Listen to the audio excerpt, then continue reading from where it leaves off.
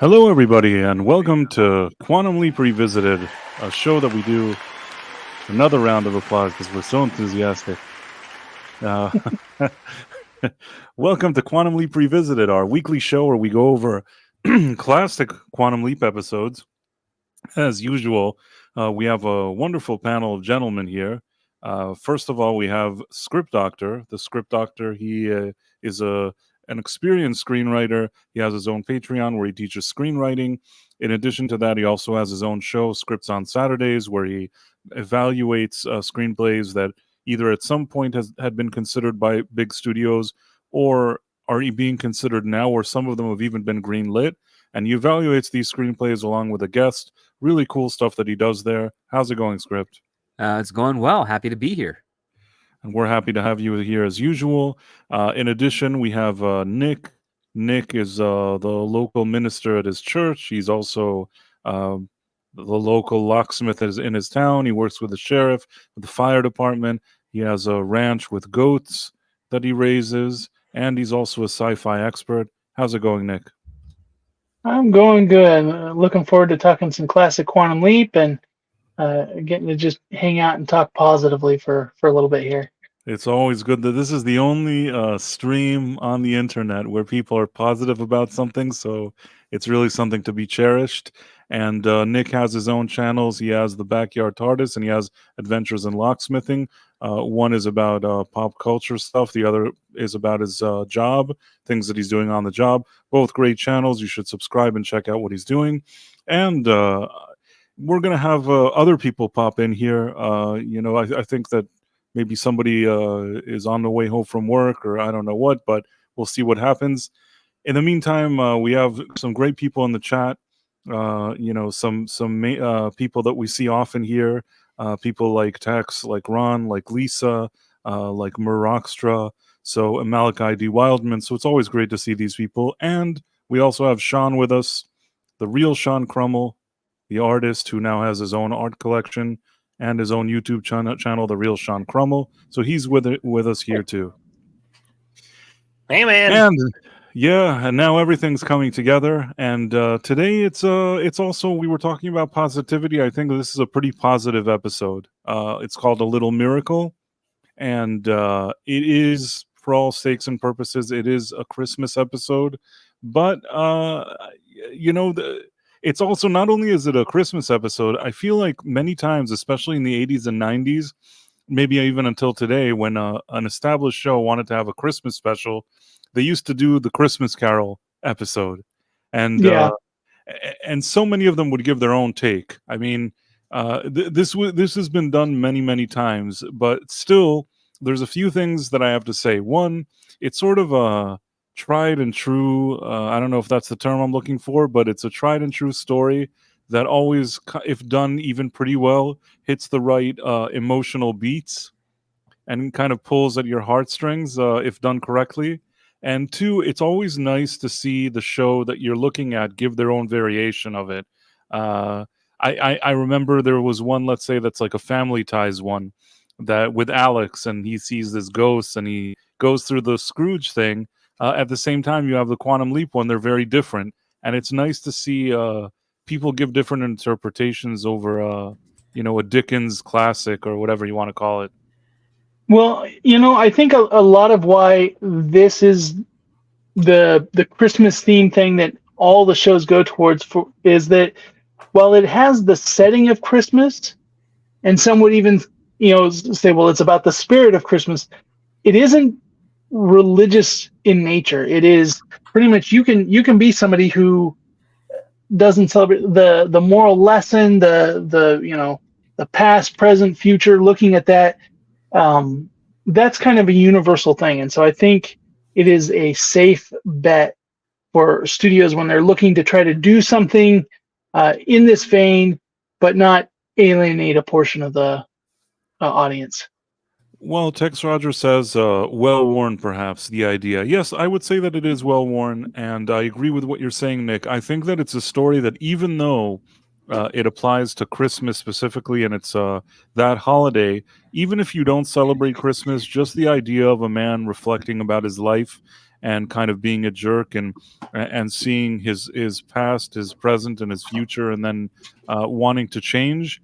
It's something that no matter how many times I see it in different variations, if it's done competently, it'll achieve the effect that the story needs to achieve. And I don't know. I guess it's a good story. I mean, I'm thinking Scrooge, the movie Scrooge with Bill Murray, also does the same thing, and I also enjoy watching it. Even now, if it comes on, I'll watch that movie. Oh my god, it's one of my favorite movies of all time. The fact that they say we're gonna Scrooge him, I was like, fuck yeah. Yeah, no, it is frustrating that it's the story itself is so good, and I hate Dickens. I had to read Great Expectations in high school. I despised it with all my being, but the Christmas Carol has always been such a great story, and it's so like it hits like so many points of just like human nature, and it's like, yes, we all fear the past or the future. We're all regretful of our past, and we don't know what the present means to us. And it was really it's cheesy, and I've seen this story so many times. It's so many variations that I'm almost tired of it. But I like what they did here tonight. Yeah, I think that even though you think to yourself, "Oh, this again, I've seen it a million times." Again, if it's done well and it uses certain things, I think that it works, and that's what I think happens in this episode. But let's just jump into it. Script, do you want to add anything? No, other than the fact that we've now hit the stride of Quantum Leap, where the stories are very much just an A plot. There's not really any B plot or C plot to them, as we've seen in previous episodes. It's very straightforward, and it allows for a bit more of an intimate relationship between Sam and the person he's there to help. Which is good. Yeah, it starts out with a very intimate relationship. Oh yeah, especially for the 60s. Yeah, I don't care how rich I am. I'm going to put my own underwear on. Right, you have this thing here where Sam is basically he has a guy standing above him, telling him, put talc on those shorts or whatever, those underwear, and he's just trying to figure out what he's even doing here, and he's kind of growing impatient with him. But then Sam puts the talc on, and then manages to put pants on the guy. He must be really good at his job, because this guy seems like the guy that would just fire anybody at a drop of a hat. So the fact that Sam is bumbling through this and his immediate response isn't just to fire him and get somebody new. That is something that I was thinking about throughout the episode. The way I explained it to myself is perhaps this guy who doesn't have any friends and is such a miserable guy, even he somehow values this guy that's sort of serving him all the time, that there's a little bit of a human connection there, and he is kind of nicer to him than maybe all the other people. But that's the only way I can explain it to myself. Yeah, there's a familiarity where, like, even if you think lesser of this guy, your life is so devoid that you're like, I at least have enough experience with him that I'll keep him around. Yeah, and even though he's his employer and he kind of talks down to him a little bit, I have a feeling like this is the closest thing he has. Him and the other gentleman are the closest things he has right now to friends. Yeah, man. Pretty They didn't sad. even do anything with that guy. Like, after a certain point, he never showed up again. But I guess he just kind of felt like he was the kiss boy. Kind of playing to the trope of like the devil and the angel. Are you talking about the guy that works for him? Yeah, he's the yuppie. So Yeah. So I've interacted with a lot of people who are as wealthy as this guy that oh my god, his name's escaping me at the moment. Charles Rock. Blake, Blake, something like that. So Blake. a lot of them, they actually have zero friends. the only people that they're quote unquote friendly with are people of similar wealth or their staff, but they actually have zero friends. There's no one that's going to tell them, hey, that's a terrible haircut, or hey, maybe you shouldn't talk that way to your employees, because a friend would do that if they cared about them. They'd call them out on their mistakes and their grievances to try and make them a better person, because that's what friendship is about in some regard, as well as supporting them. But no, you'll usually have friends like this where it's all about just making the next deal that benefits each other or themselves more so. And it's not really about, who they are as a person. And that's a sad existence to have. And unfortunately, I've seen a lot of people like that. And most of them not in Hollywood, surprisingly, most in the private sector, like in retail or private companies of equity firms and management and accounting. It's pretty sad. Bryce, you have so many different experiences than my life. I'm jealous, but not jealous, just from your experiences. I will say that once years ago, there was I had a part-time job that I was sort of working with a woman who was very, very, very wealthy, and I think that she actually I don't want to be mean, but nobody knows who I am or who she is, so she actually was kind of like this guy. None of us know who you are, Price. Like, someone asked me a question the other day, and I was like, I don't know. He's a squid on a stream, and I wish I knew him better. but to be fair, that the lady with a lot of money kind of acted like this guy. I have to be honest. It is true. Oh, But it was a twist. She was a woman. And you didn't marry her. Yeah, she was significantly older than me. I mean, again, in whatever, dude. I don't know that I could have made that work, but it's definitely.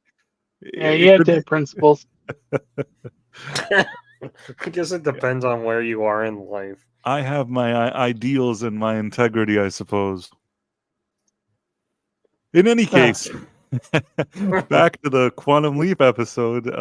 So he puts his underwear on after that whole talk thing. We have the intro and all that. And then we start, and now this is the part where he's like, oh, make sure to weed out the suits that I don't need, and then to the ones that I do need. And he's like, oh, how will I know what to do? And he's like, use your judgment. What does he call him? I forget his name. Oh, Pearson. Use your judgment, Pearson? Pearson. That's what I pay you for. And then like this other guy's like, yeah, well, isn't he kind of out of line? Because he's trying to get him fired. He's like, you want me to terminate his employment? Right? That's something that this guy was asking him. Yeah, and he was like you should saying fire him. casually, while he's still in the room. Right, exactly. Still in the room. And the thing is, Sam, though, really is bumbling his way through this. He doesn't know where the door is. He's talking to a doorman, and there's these people downstairs. He seems really, really confused and out of his element as this guy's butler. It is rather surprising that he wouldn't fire him, but like we said, that this guy must mean something to him, or else he would have fired him. Well, yeah, it's like when he's like going and he goes the wrong direction. He's like the other way. Oh, I that. I loved him feeling like, oh, the foyer is over here. Tex Rogers is saying that. It's in the foyer. And Sam's like, of course. Tex Rogers is saying that Mr. Blake is related to Pearson, which I believe is Sam somehow, but I never picked up on that. I don't think is he though? He's only been working for him for 3 years. He's only been working for 3 years, so I don't know that they're related. And Script is right. I remember them specifically saying he's only been working there for 3 years. And this is the part where he's like, "Oh, are you sure you don't want me to fire him?" So in any case, that guy, the other guy. The yuppie guy, as Script would call him. So Sam goes down. This is what he looks like. He kind of looks like Mr. Belvedere, if anybody remembers that show. I love that show. I have no memory of what happened in it. That also I have the same feeling. I remember there was this like jolly good, plump and Bob Euchre. And he was kind of this like proper good gentleman, whatever. And like Bob Euchre was just the exact opposite. And I remember liking the show. I love the face Sam makes when he looks in the mirror and sees what he looks like, because it looks like he's about to have a midlife crisis in this leap. He's like, it's like, oh, I'm not a handsome guy this time. Like, in contrast, he was like, I'm a mob guy and a mob executioner, and I am effing handsome, and he was so happy about that, like, back in the day. And then he gets into this when he's like, heavy sigh. I'm so fat. And I'm like, calm down, Sam. Some of us are like that our whole life. Yeah. Right. I mean, he usually, but the last episode with the motorcycle people, he wasn't exactly a model there either. So I feel like a few times in a row, Sam has leaped into people where the ladies aren't all winking at him. Yeah, but I think this one's more. I think he's looking in and he's like, oh, I'm middle-aged and starting to bald. It's like it's really him, you know. Well, like what year? What can we? I'm terrible at math. What year did Sam leap the first? I think it's time? 1962, isn't it? This year's 1962. No, yeah. I mean like in the 90s. How old was Sam when? He's in his 40s when he left. He's in his really? 40s. Yeah. Oh, Because well, it's sometime in the 90s, and he was born in 1953, so he has to be in his 40s. Yeah. You would think that he would be like struggling with middle age at that point, because I definitely am. No, he's For very other heroic. reasons. Well, I mean, No, in you could be today's day, middle heroic, age is not until you cross past 45. So, like, that's Oh, really? yeah. It's like when I was Because in the my life 30s. expectancy is actually grown a little bit. Oh yeah. Well, like as I said last week, my father-in-law, when he hit his middle-age life crisis, he joined a biker gang, and so Sam's already got to experience that.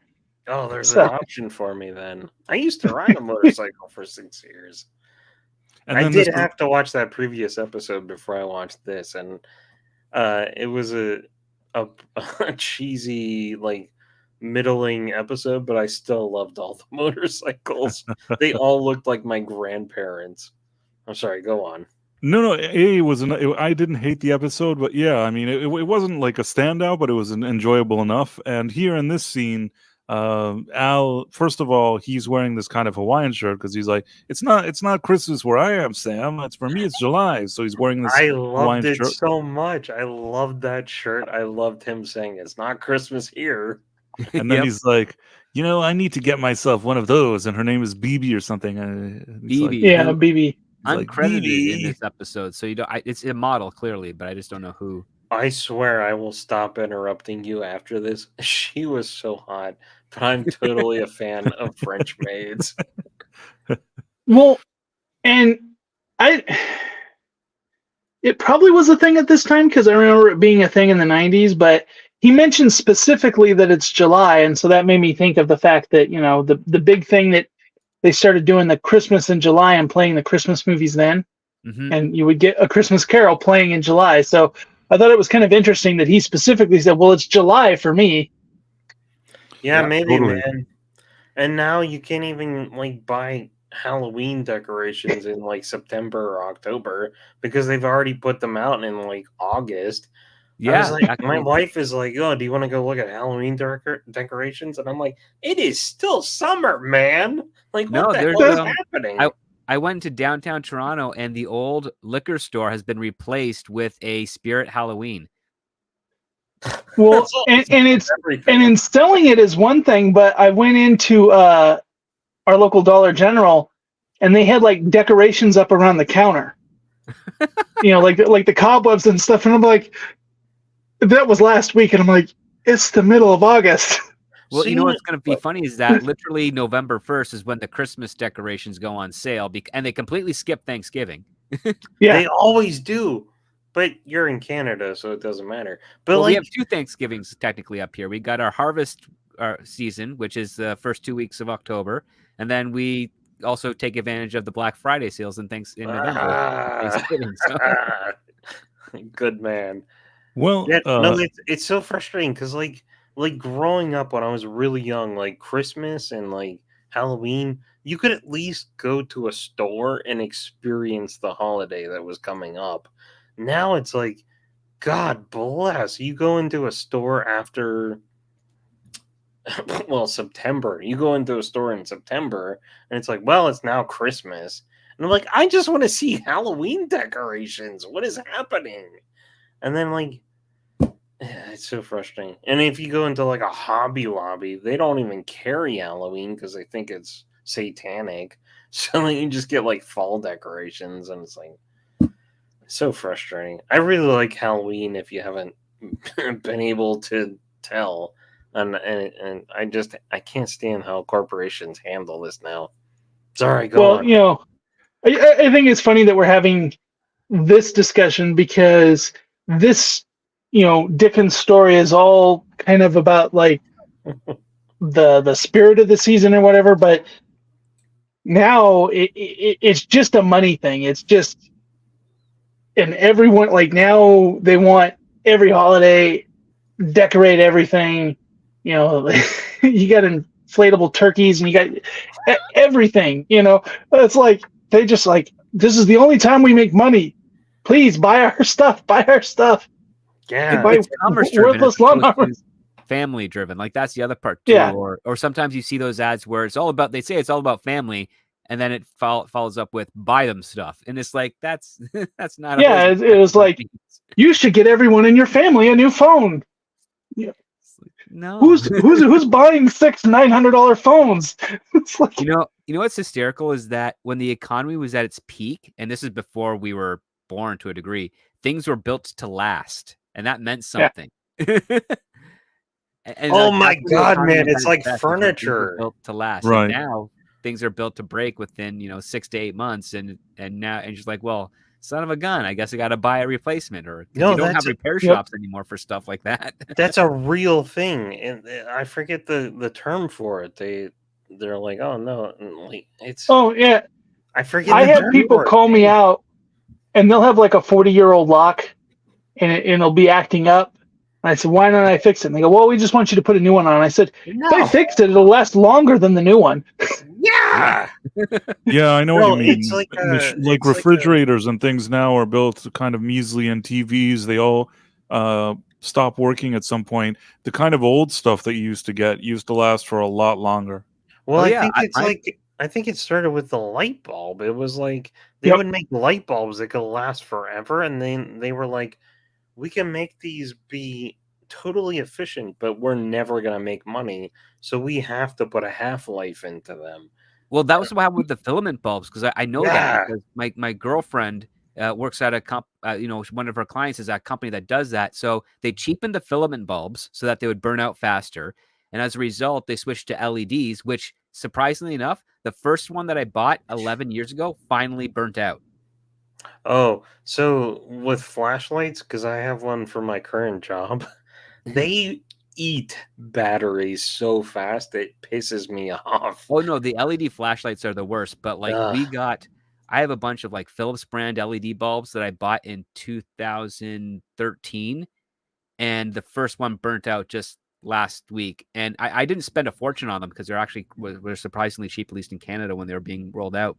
But I bought like a case of them. So I actually had to break open my first replacement in over a decade for LED bulbs. That's cool. My landlord loves me because when I put them in there, the power bill dropped like in half. Now, the irony is that there was a company in Canada that wanted to replace all the refrigerators in Canada with more energy efficient ones, but they had still the same quality of parts. But the Canadian government didn't want to help with the subsidization of moving and disposing of the older refrigerators, so they ended up knocking it down. But oddly enough, my landlord bought one of those fridges, and it's a Danby fridge, and it still runs perfectly to this day, and it saves them on power. But like all the new stuff now, they have all the bells, the whistles, the Wi-Fi, the TV built inside of it. It's got way so many parts. It easily does break down so quickly. Oh. Caleb Levine said planned obsolescence. I believe that's the term I couldn't think of. Yep. Oh, well, that's good. Thanks, Caleb, for that comment. Back to what we were doing here, though, just so we don't lose track here. Trying to rail us in. I'm sorry, Bryce. The thing is that everything we talked about building to last and whatnot, was sacrificed for convenient automation, which is what the Blake guy is doing. Yeah. Right, It's right. just thematic. It comes full circle. Yeah. Comes full circle. Also, I want to say that Tex Rogers and I think Ron Donofrio were talking, and then Lisa was also weighing in about how Al was saying it's July for me, and that it's mentioned even in the pilot that the time moves differently for Al than it does for Sam, but we don't know much more about that, I think. It's We not just- synced, so it could be because he's in the present. Just because Sam is in the past, but it's winter, doesn't mean it's not winter in Al's present. It's not synced by X amount of years apart. It's completely random. So I love it. I love it. and that's what makes it kind of interesting. Yeah. But And that makes sense because, he's leaping to different periods, different times of the year, but Al would be going in a linear path. So it makes sense that they wouldn't match up. 100%, yes. But back to what we were doing. So there's the Captain. What's her name? Captain. Oh, I forget. Hold Captain on. something. Captain Conway. Captain Captain Woody? Conway.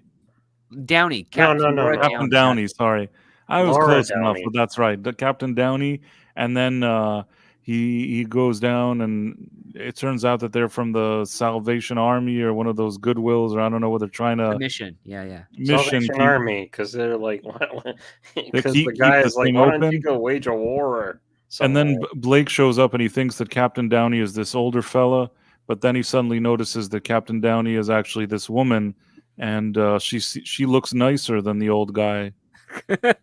She's a cutie. I found out later that she's like the sister of Dana Scully in X-Files, and I was like, That's Melinda McGraw. She does look like her. yeah.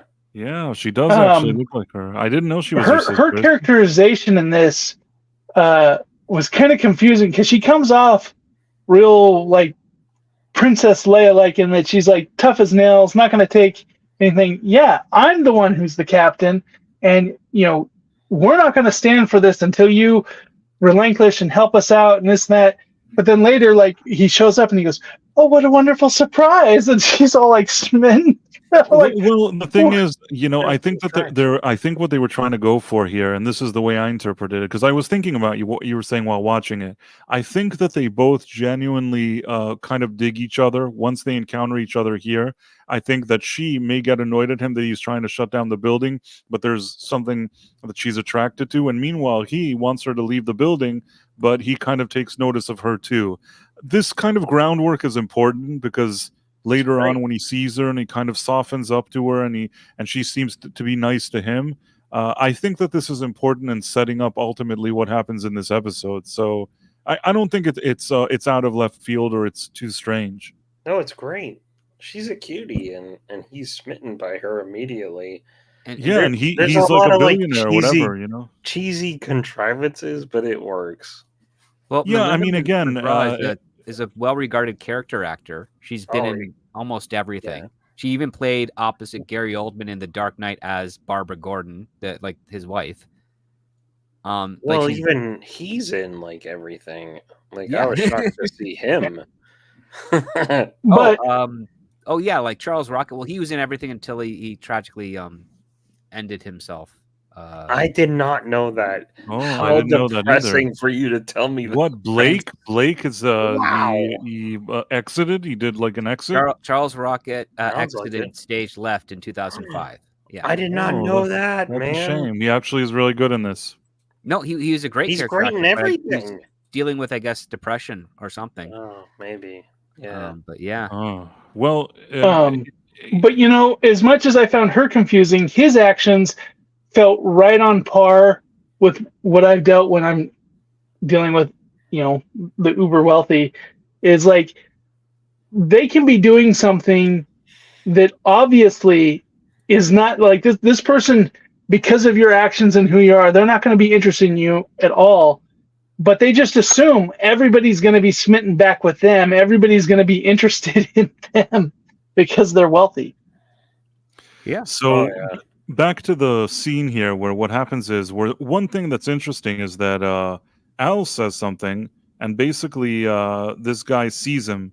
I think maybe is it toward the end? No, it's at this point that he's like saying something negative about him, and he's like, "What'd you say?" And then he's like, "You're a grump or a grouch or something. Right, a jerk. I don't know what he A says. jerk, I don't But then remember. he disappears and he's like, Sam, you can see me. The Which fact I'm thinking that of the they're time both, period. like, the fact that Sam just immediately forgets himself and he's like, he could see you. And they're both like, what? Yeah. It cracked me up. And he wasn't like, on the brink of death. Like that was what was great. It's like, Yeah. right. Because in the past there was one that was like the Indian guy that was the Native American. I don't know, it was the Native whatever. American Yeah. and the photojournalist. Indian is not good. You know what? I feel like that in that episode, that guy said that he was Indian. He You did. know what I'm saying? Like the Indian person in the episode referred to himself as an Indian. Only now, it's not nice for me It's to say because what the we're guy all called like, himself in the everything is episode. PC. Well, Everything I mean, has to be it's PC. also to the fact that like they were called Indians because they looked like the people from India, but not quite. Like that's why. It was a mistaken identity. I don't that know, man. stuck for I think several that years. Indian sounds cooler than Native American, It but sounds amazing. Well, in but Canada, we call whatever, them the whatever, First it's fine. Nation. I'll go the PC route. The Native American guy was going to die. I and then he find saw it the funny ghost. because we're just going on just so like, many how do you off-rail play tangents. The Native Americans. It always sounds cooler. Oh yeah, like cowboys and Native the Americans. Indians.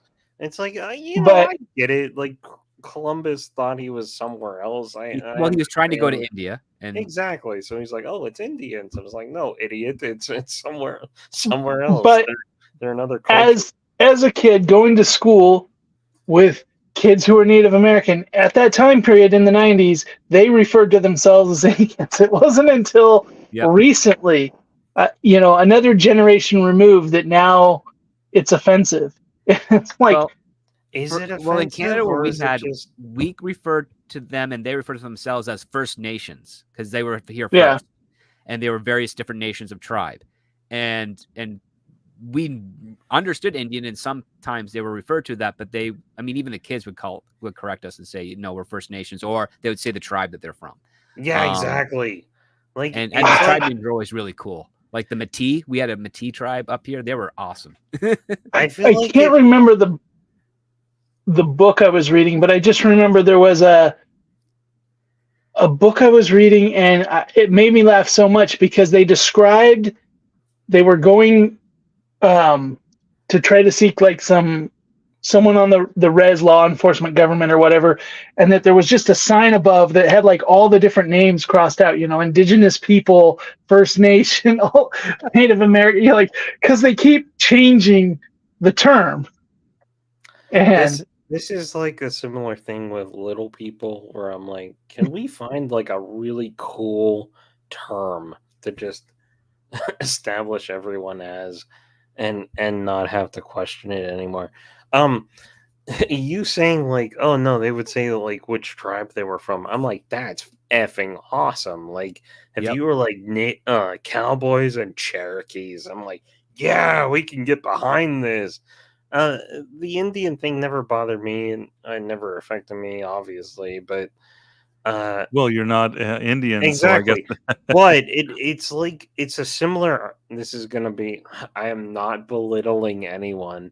It's a similar argument where they're like, is it pop or is it soda? And then in certain regions, you say, no, I just want a Coke, and it's like. This is the exact same thing. Like, do you want to be called Indian? It's a Do you wanna be carbonated called- drink. Exactly. Do you want to be an Indian? Do you want to be a Native American? Do you want to be a Cherokee? Do you want to be a Shawnee? Or a Like Navajo, or Navajo? Yeah, exactly. It's like, can we just come up with one word that's like so, my back heritage is effing awesome. This is the word. And it's Yeah. like that's the same with little people. It's like, oh, are you a midget? Are you a dwarf? Are you a little person? I personally find every one of those terms insulting to those people. I don't know what to call you. Come up with something where we're like, well, Bruh, I mean, the thing is yeah, that we're awesome. we have a general term for our northern natives, which are called the Inuit. Oh, And yeah, that's actually yeah. pretty badass. Yeah. Yeah, that sounds I- cool, man. I actually know little people or dwarfs, and if you call them dwarf or little people, that's not considered offensive to them at all. They're Okay. they don't mind that at all. It's only the other word you mentioned that they take Yes. offense to, because And it that's started like- off yeah. in some circus thing where it was Yeah. sort of a negative term that was applied to them in circus, those kind of freak shows. So that's And I why get it. that word is like considered bad. The rest of them they're really cool about, just from the ones that I know. But back to this episode, because I love the PC Bryce, conversation. we we're are having. more off the rails than Al's shirt. And I'm now we're sorry, going but I back love on the this shirt. rails. Now it's time to get back on the rails. We're hearing this thing. He comes down, and it's Captain Downey, and he sees that he likes her, and then she's like, "Well, we have our own mission, and you want to tear down the building." He's like, "I have to build my building. I have no choice. You have to move out of there by the end of the month, or else." And then Sam, as Pearson, says, "Well, maybe you can give her the first floor of the building for her mission." And then the yuppie Did guy he is say like, that? No, he basically says, well, maybe you can give her one of the other buildings too. So Yeah. you can move the "Oh, mission one of the too." other buildings." And then Yeah, yeah. at the end, they resolve it the way I said. But you're right. He says something like that. Which would be a great solution if he's wanting to be smitten with her. Right. You know, yes. right. But Sam gave him like a perfect solution. No, but what's interesting, this is actually the most interesting part of the scene, that in this part, the yuppie guy is like, Pearson, don't speak when you're not spoken to, or something like that. And then instead of actually agreeing with him, he kind of puts the yuppie guy in his place. And he's like, excuse me, like, don't, like, he basically tells him to shut up, which means that this Pearson guy does have value in the eyes of Blake. As much as he's kind of a jerk, Pearson does have some kind of value to him. That's and this proves it, if you know what I'm saying. Yeah, man. Yeah. So No, I was really like questioning, because he was really like right, even but by if you remember at this Scrooge point, he terms- shuts down the guy that wants to get rid of him. Again, he's like, "Oh, like, know your place." He's like, "No, you know your place." He basically, Yeah. Script, I don't know if you remember the exact line, but this guy is trying to, get him fired again, and this Blake guy is kind of putting the yuppie in his place, if you remember that. Yeah. Well, Well, at also the same like time, the- also Blake is telling Pearson, like, stop speaking of things you know nothing about as well. Like, he actually Yeah. just does that. He's the one that comes in and says, "I will belittle my valet. You will not." Still, I still think that it showed something. You know what I mean? Like the fact that he draws a line there and he won't let him belittle him. Still thought that was something. I had I nothing think- of respect for this main Scrooge character. I thought he was so horrendous, where I was questioning whether or not You they wanted would him to pull die. off. No, I didn't. I just didn't. Like, even when they were like, "We'll Scrooge him into being like a better person," I was like, I don't know if you're gonna help his life or send him off on a trajectory where he destroys the world. Like, so bad. Anyhow, back to this thing. Well, Sam, That's how Smallville handled their Christmas Carol episode. So Sam and Al are now here, and he noticed Al, and he's like, "He can see you," and then he just walks by. So then I think Al's like, "Oh, I'm just gonna change my. It's like a radio. I'm gonna change my coordinates to something else, and he won't be able to pick up on me anymore." I love when other people can see Al. Yeah, that's fun. That is kind of cool. This was a perfect one for them to do it, though. And it was Right. like, I mean, there's actually a real reason. And here they're next to his closet, and Al's like, "We need to find more about this guy. Ziggy can't find anything." And then Al sounds like, "Well, you want to know about a person? You look through his closet, and then like he finds these pictures. Look, his name was Blakowski. That's why we couldn't find anything." I mean, between There's you and me, they probably could have found something. If it's some big time billionaire, they probably would have found something. But whatever.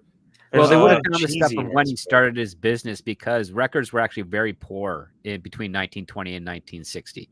That's And fair this enough. guy Oh, changed his name ripped. to hide his Polish heritage because, much like a lot of other immigrants, like the Irish and the Italians, the Polish were also not well respected if they knew you were Polish. Script, I find you so entertaining because you are so knowledgeable about things. I mean, You crack as a me screenwriter, up. I have to read stuff. I that know, but nobody like really normally holy reads. crap, man! Like, even when I'm like, oh yeah, it's about the extent of Script's knowledge, you always pull something out, and I'm like, oh it's entertaining. Anyhow, well, they're looking through their stuff here, and basically, they found pictures of his childhood, and I guess I don't know if were they already able to find out a little more. Or no, that's when Sam just basically decides that he's going to ask him questions. So, and this part is where BB shows up, and I was like, I'm going to go see what BB is doing. I was like, I want her under my tree, and I'm like, that's hard to argue with. And then, so they arrive at this. Sam goes to this mission. He's like, "Excuse me, ma'am, I have an idea, but I'm going to need your help for it." She's like, "Where do I begin?" And then, you would too if you're trying to save your mission. And then, Sam, no, I'm not blaming her. I'm just kind of that's what she was saying to him. I did my best. I'm just trying to move the story forward. Well, here, since Ro isn't here, yeah, the driver. I'm going to do the replaces the driver to manipulate him. Yeah, plot hole. What did Sam do to that driver? Not only that, I mean, knowing that who this guy is, he could just fire that guy, and Sam could be changing that whole man's life's trajectory. We don't even see the scene happen, so we don't know who he replaced and why. He's so fine. It's a bit of a plot hole, but you kind of just don't think about it. No, it's part of his scheme. His scheme is not. It's not a plot hole because it's his scheme. It's the whole. I'm going to get this guy to Scrooge him, so I'm going to tell the driver, because he's the valet, which means that he is actually more important than the driver in the hierarchy of things. He's going to say, "Hey, take the day off. I'm covering for you." Yeah. You're all. See, I'm just envisioning him putting some laxatives in his coffee, and no, you let him go. This is a 90s comedy. This isn't Home Alone 2. I'm pretty sure I got that from was it Karate Kids or no? Three Ninjas. Three Ninjas. Probably yeah, there you go. That's a brilliant movie to use as a reference for your moral compass. It's hilarious. No, Sam's gonna be like, take the day off. I need to take him somewhere. He already gave you the day off. I'm speaking for him because I'm basically the second in command here. Yes, he has to talcum powder his genitals. He lives in the same freaking apartment. Yeah, exactly. As the talc as his genitals. In any case, weird. Poor Price. He's trying. In any case, they're driving here, and he's like, "Whoa, who's that? The people in the picture?" And he's like, "This is my mom." And he's like, "She's so beautiful." And then, and your father must have been a heck of a guy. He's like, "My father was trash. You left my mom. My mom had to clean the floor, and then she died." And then, like, Sam's like, I'm sorry, sir. What? He left her at 3 years old, and she was cleaning other people's toilets. Right, exactly. So, and then Sam kind of put his foot in his mouth. He closes the window. But then they arrive at this place where he planned all of this thing going on.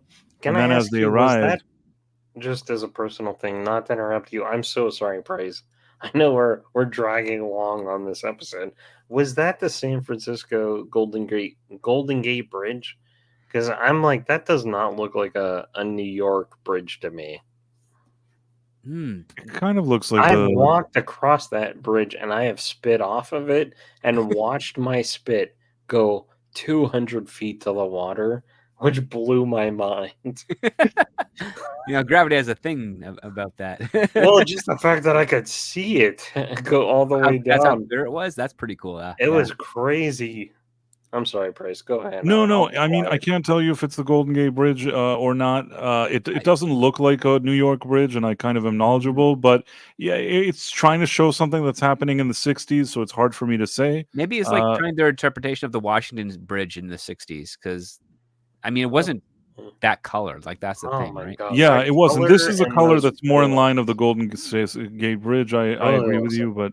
it is what it is. They arrive at the place, and as they arrive, they all get into, their positions, and they have these children kind of, playing out his childhood or saying stuff that kind of reminds him of his own childhood. They're setting him up. Yeah, they're setting him up, and then she pops up out of nowhere, and she's like, "Oh, hello, what's going on?" But, like, because he's sort of smitten with her, he kind of softens, which is what Sam was hoping for. and they walk around here, and he's kind of nice, and he's not like his usual dickish self. Oh, sorry, Nick. And I was remembering his little- neighborhood and his past here, and then he bumps into this guy. I thought Right, this and guy this was part- blind the entire scene because he barely looks like he's looking at anyone. This one also is actually the part that's not planned, meaning everything was a setup except for this guy. This guy happens to actually be not part of the setup, and for a second it kind of derails them because he's his childhood friend, and it turns out that his life didn't go so well. And not only that, another guy that they were friends with, he ended up dying under, I think he committed suicide or whatever, or died after this guy ruined his life because he was taking apart these businesses. Because this guy would buy mom and pop businesses and take them apart and do them more automated. So this guy lost his livelihood and died.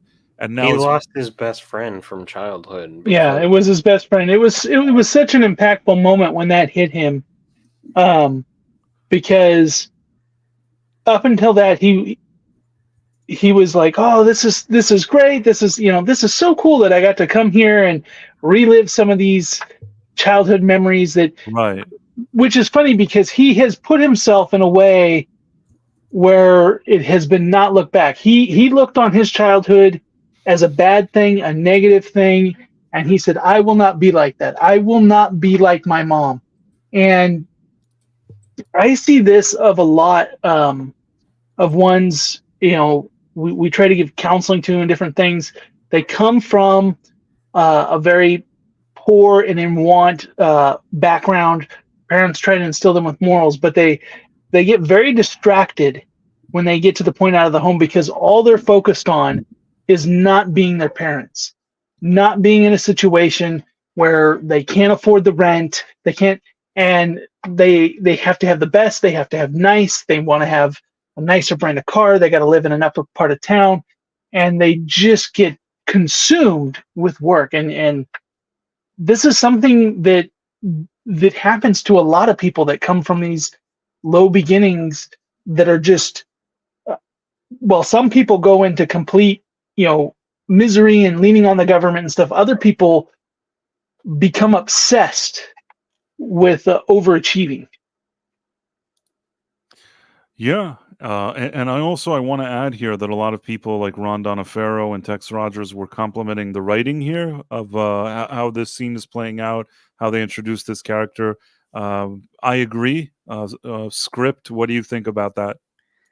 Yeah, I think it was quite impactful. I thought it was well done, and I liked really how this really kind of steers him into a different direction, one that Sam wasn't predicting. It was actually quite fascinating to see. And I have to give props to the writers for kind of not necessarily bucking the trend, but like playing with the idea a little bit more to fit within what they're trying to do. Right, and it was a nice moment that we could see a little more of a human side of this guy. Until now, we just saw this jerk and we didn't really know much, but we're learning more about him and seeing this more human side. And I also give credit to the actor.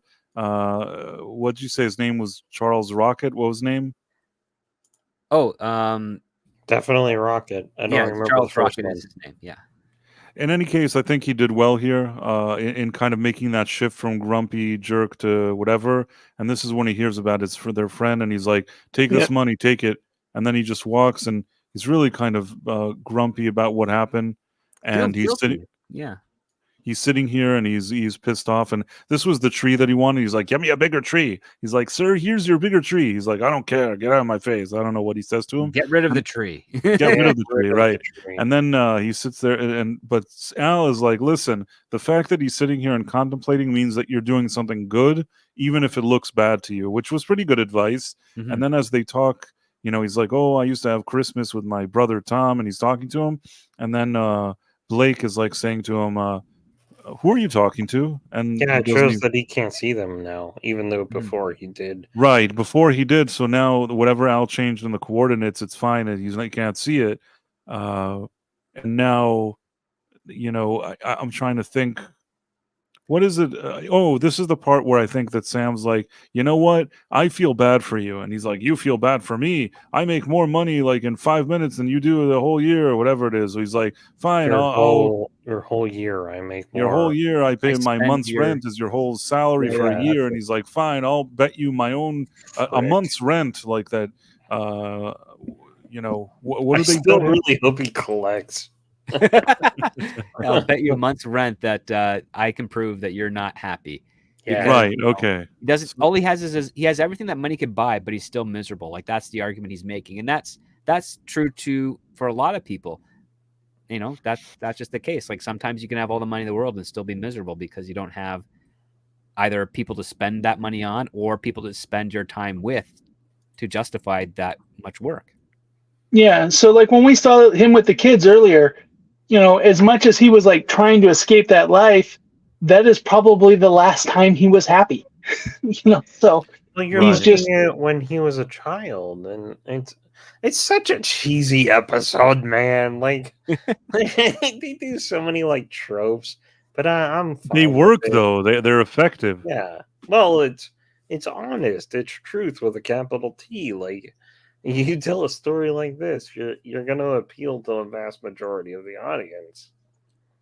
So they arrive here, and then they're, you know, these guys are like involved in their Christmas caroling or whatever. But he kind of is happy again to see her, and it seems like, you know, they have a good impact on him.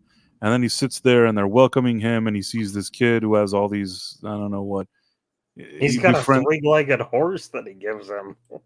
They're like caroling together, and like the horse and all this stuff, and then he sits, and it's really. Where did they find this kid that like had all of his teeth missing? It was like perfect. Oh, there's lots of those around in Hollywood. Like you'd be surprised as soon as like a child actor and you find out, oh, they're shedding their baby teeth for their adult teeth. They start getting cast and everything. I believe it. So she's in this case, she's a cutie, and she has an interesting look to her, which is why I was like, why do I feel like she's so familiar? And then I looked her up, and I was like, oh, it's Scully's sister.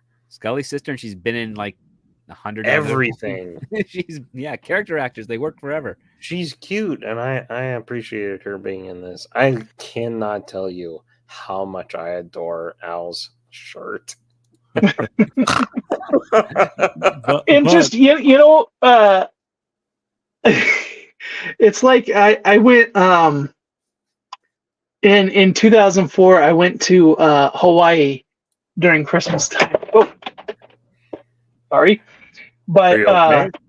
Yeah, I'm okay. My light just fell. No, the light fell. Oh. But it was funny being there and seeing like half the population in Christmas garb and the other half the population in Hawaiian garb. It gives me the same vibe. Yeah, man.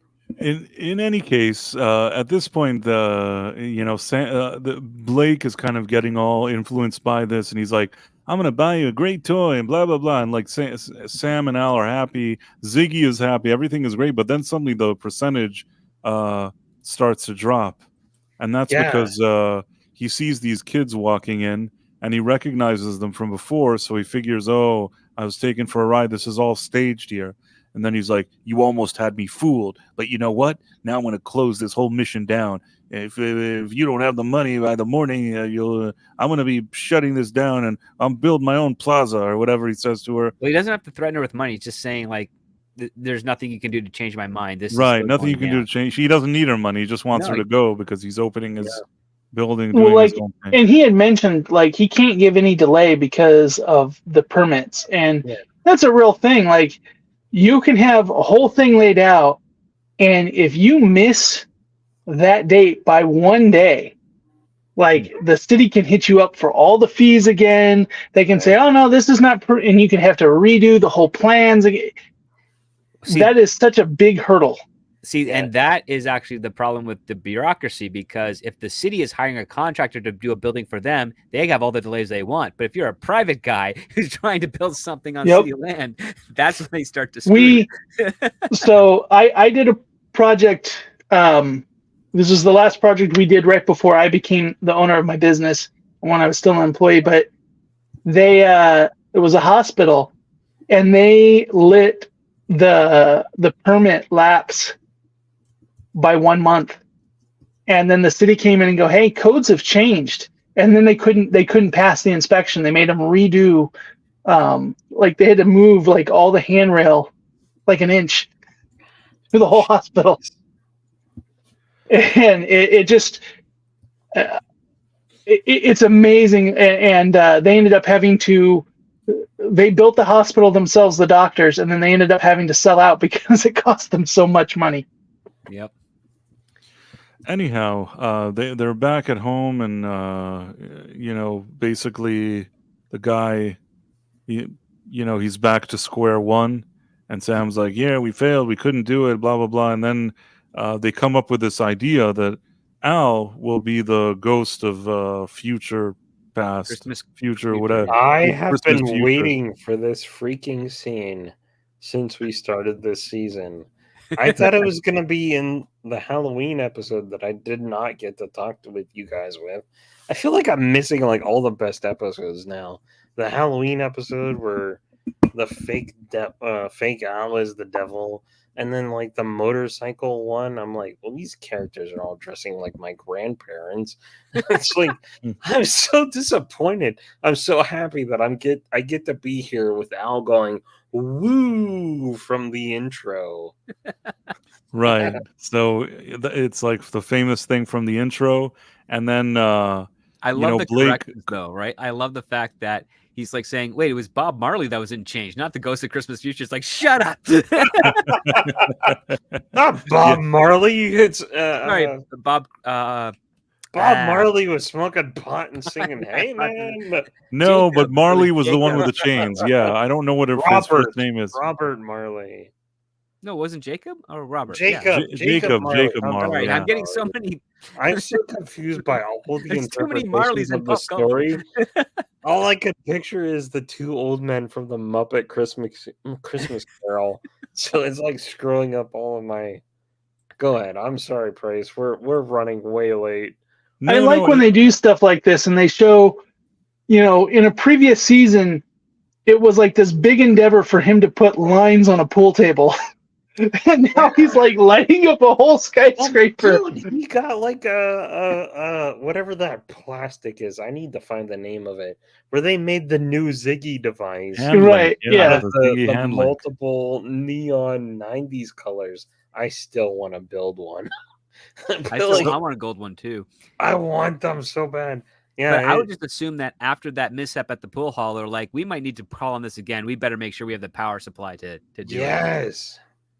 And technology never rests. They're going to continue to improve over the course of time. Lisa Katrine says Dean Stockwell does such a good job here. Yes, Lisa, he does. I'm so happy to see you. The last time I was here, you were absent. Yeah, I wonder who enjoys this more, the character of Al or Dean Stockwell doing it. I feel like Dean Stockwell probably had fun. Yeah. So in any case, just to move things along, they arrive here. He's scared now, and Sam pretends he can't see him, which is funny because he actually can't see him. But they're doing this whole thing. He shows him what the building is going to look like. He's initially excited, but then Al starts showing him news articles. This is so cool, man. Yeah, this is cool. I mean, for the time that it was made and everything, I think it's nice that he projects it there and that he sees his own kind of failing with the building and how this reporter is like saying how he lost all his money and he went bankrupt. I suspect that's not really a reporter, but someone that works at Project QL because that's what I was thinking. The nose later. But like the real footage of the future, that's legit. But her is like, no, that's just someone that they got to come. I really could be. It could be. Absolutely. Say that about somebody. I really think she was an intern, and they were like, "We need you to act like a reporter." And she was it's like, possible. But in any case, at this point, he shows him that it's not going to be his building anymore, and everything gets taken away from him. And then he says, and because you leveraged and you did all this stuff with money and you lost everything, but you had no friends and you had no family and you were all alone, and you ended up jumping off your own building and you fell into the road during traffic and you died. And Yeah, he's he like, jumped. no, this is terrible. This is In terrible. And Minecraft. then Sam's like, well, you can still change things, you know? And then he's like, yes, change. I can change things. And then there's like a star, and the star, you know, shines on this thing where it's like the Shines It on the mission shines where Yeah. on the Downey is salvation. like doing her thing, and then he shows up and he opens she opens the door and he's like, could you accept one more lost soul to your crew? And she's like, And of his course I hair can. is coiffed. Yeah. Well, see, I thought the news things were real because Al has told him that his mission there is not to save the mission, but to save his soul. Yes. So, No, the news stuff of him old man is real, but I think the news anchor is not. I uh, think Oh, that's someone from really? Project You QL, think because that? I thought they what made she all said- of that up. you would never see on the news, because she says his demise came from him being, cruel and greedy. Oh. Like, you don't. True. No, sorry, you don't. I thought all of that was Especially in the made 70s, up. they wouldn't have said that. I thought all of that was made up just to save his soul, and then the star happening, I felt like was divine intervention. I had an issue with the star, but I love the star. Oh my god, Nick, it's so cheesy, But and I love it. it is cheesy. It's but effective. It does the job. This is a thing. This is just for my background, and I'm sorry, Price. This will be my last tangent. But sorry, a lot of Price. people read the biblical account and they don't realize the star is provided by the devil, not by God. Oh, I don't know that. Tell me more. Yes. So the wise men were coming there, and only because God sent an angel to warn them, they were going to reveal to the king who had all the babies in the land killed. As results, because they didn't come back, but the devil was leading them to Jesus so that they could go tell King Herod, so that he could have Jesus put to death. Nick, I am such a heathen. I need to chat with you just because I'm so curious. But that's a funny thing, because everybody looks, oh, it's a symbol and it was from God. I'm like, no, that as the biblical count, it's a negative thing.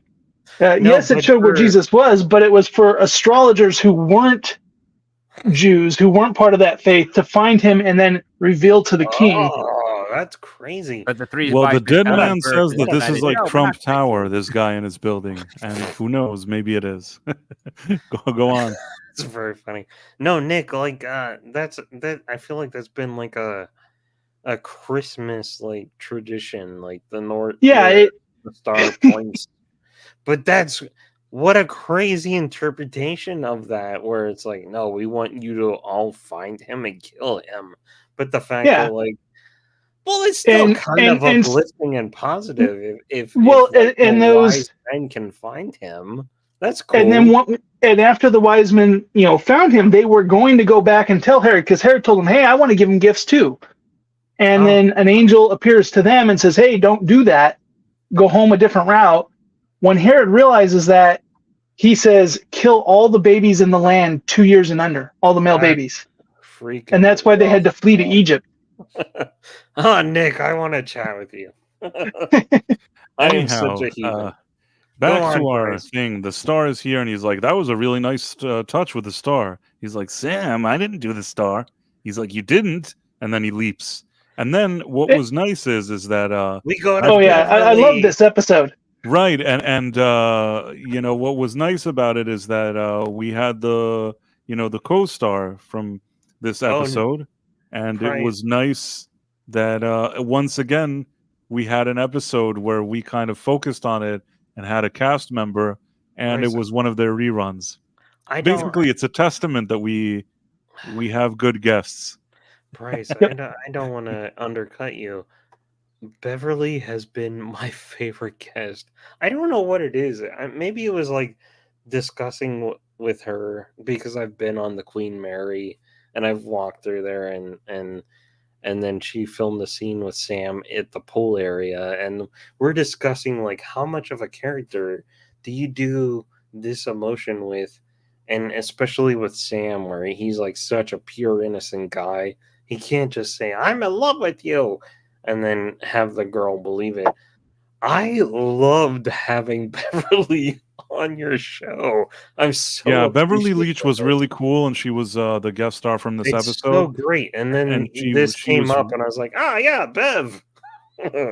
She was really, really, really nice to have here. She was such a good sport, and she was so nice.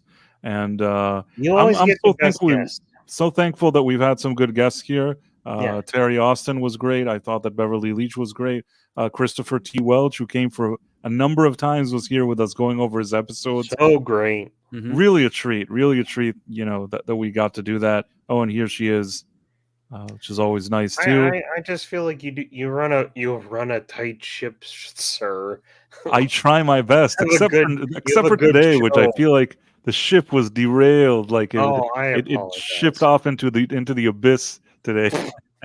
It's only 11:14. But you know what? We've had the last couple of episodes, and some of it is when we don't have as full of a panel. We are missing Ro today, but when we're all here and we're all giving our thoughts, it makes the episode run longer. But we've had a couple where we've gotten in a row where we've gotten through it in like 45 minutes. So it's good to go on tangents occasionally. We'll try to But bring Price more is guests. Price is just thinking about the fact that he's got another stream after this. Is like I'm No, so listen. tired. The stream and I need to isn't eat. in 2 seconds. It's another stream, and but yeah, I mean, Very close. also at the same time, it's not just me having another stream, but I don't want to keep people too long. I know the Tex Rogers at the 11:15 mark, he gets a kind of antsy.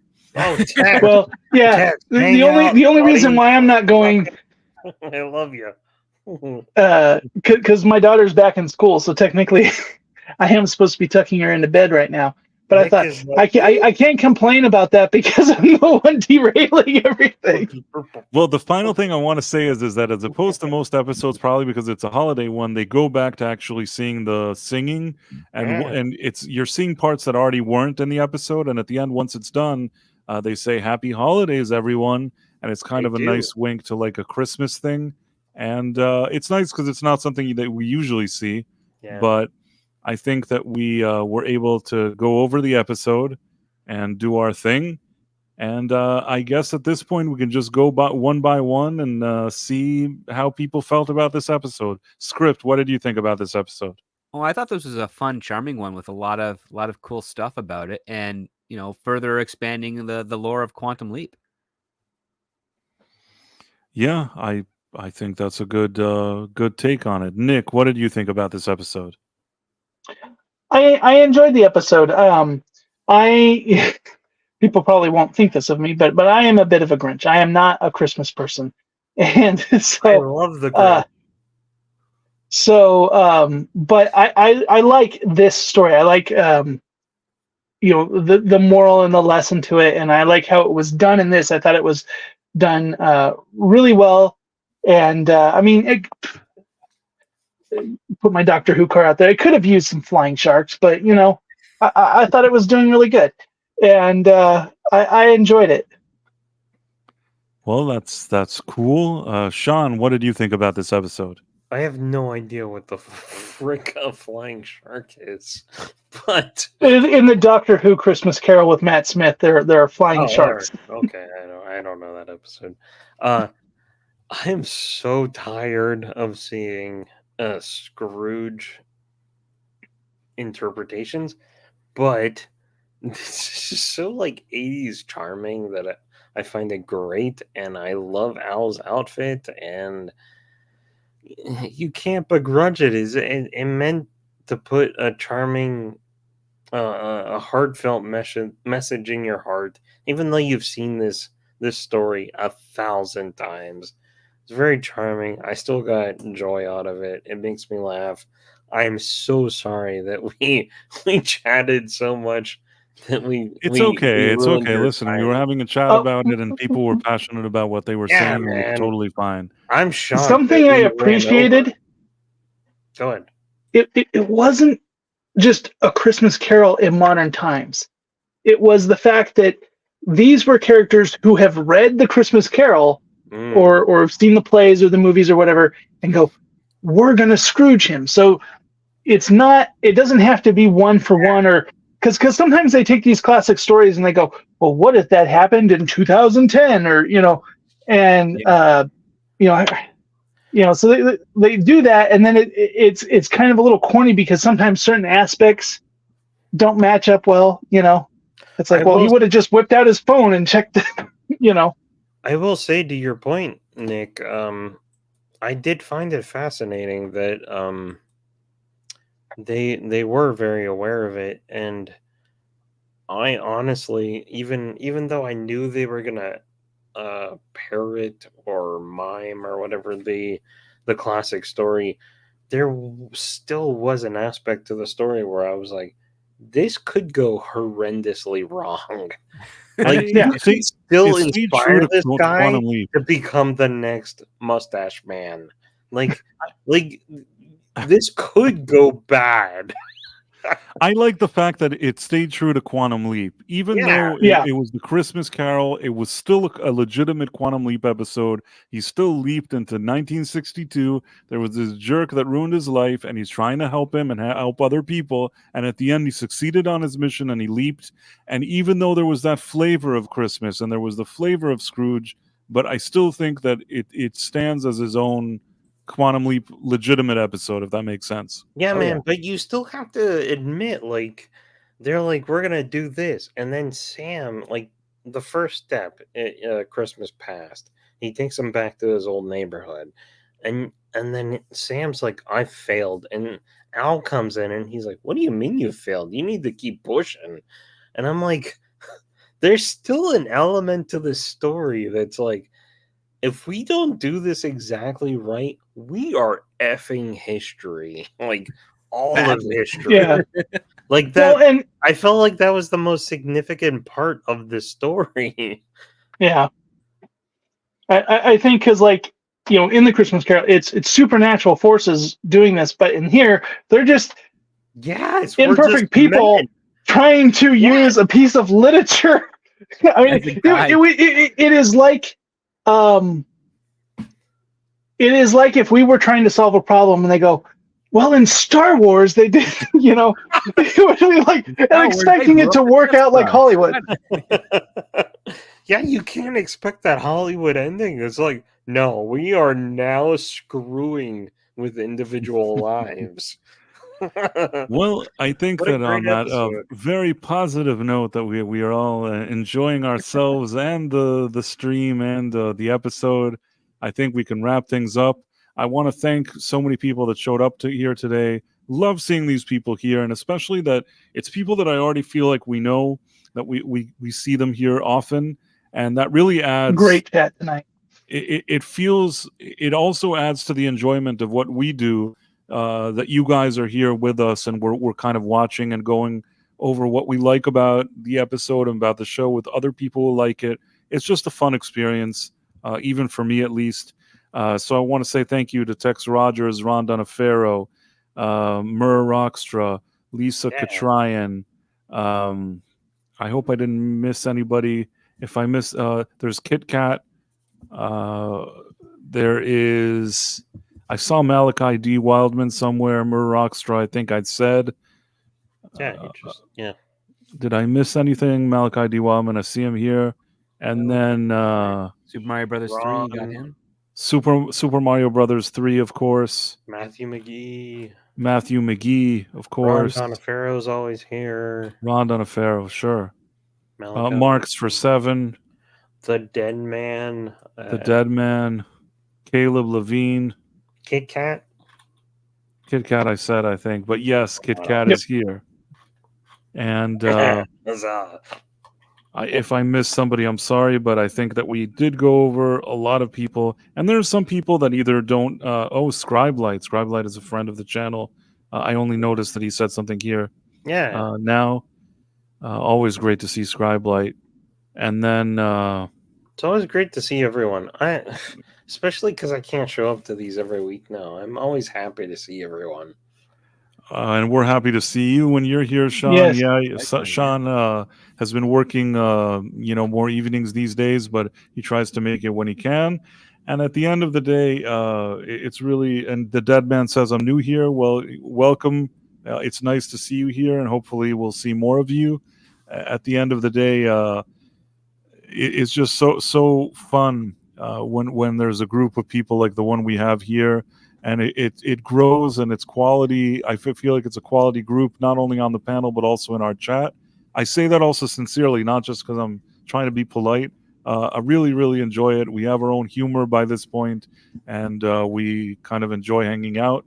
So with this positive sentiments, make sure to subscribe and check out whatever the Script Doctor is doing, the real Sean Krummel, and Back Yard Tardis on his YouTube channel, Back Yard Tardis, but also on Adventures in Locksmithing.